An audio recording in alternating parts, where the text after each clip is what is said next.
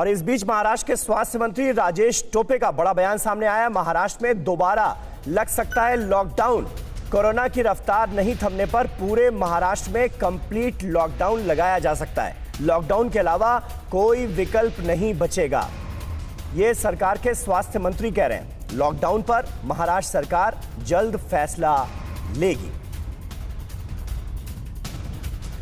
शिवांगी ठाकुर हमारी संवाददाता इस वक्त मुंबई से हमारे साथ मौजूद हैं। शिवांगी, ये जानकारी तो पहले भी सामने आई थी कि मुख्यमंत्री ने जितने भी विभाग हैं उनसे तैयारी करने को कहा है और कहा है कि आप पूरा प्लान प्रिपेयर करके सरकार के पास सबमिट कीजिए कि लॉकडाउन कब से और कैसे लगाया जा सकता है। उस रिपोर्ट के बारे में कुछ पता चला है कि रिपोर्ट क्या दी गई है सरकार को?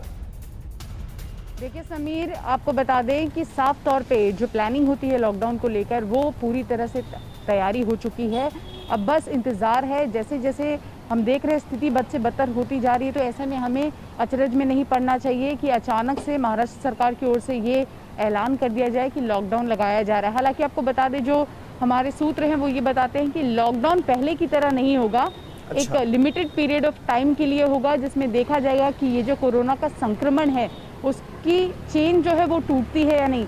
साथ ही साथ नाइट कर्फ्यू हमने देखा किस तरह से लगाया गया। हालांकि इसका कोई असर मुंबई पर पड़ता नहीं दिख रहा। मुंबई कर पहले की तरह घूमते नजर आ रहे हैं।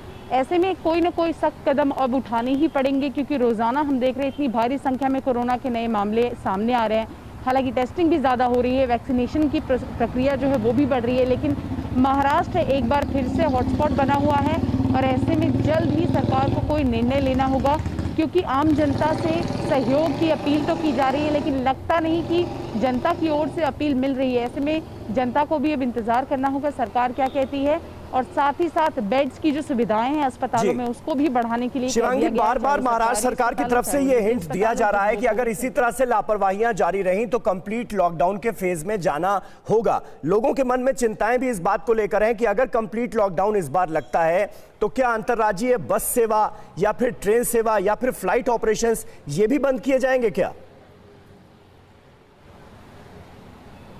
देखिए समीर, लगातार सरकार जो है वो लोगों को चेतावनी दे रही थी और खुद मुख्यमंत्री बार बार सामने आकर ये बात कह रहे थे कि अगर जनता नहीं मानती है तो एक ही विकल्प बचेगा, वो है लॉकडाउन। और अब ऐसा लग रहा है कि जनता नहीं मान रही है और सरकार इस विकल्प की ओर चल रही है। वही दूसरी ओर कंप्लीट लॉकडाउन कई इलाकों में लगाया गया है, लेकिन एक ही साथ हम कह सकते हैं कि स्ट्रिक्ट रिस्ट्रिक्शंस नहीं होंगे।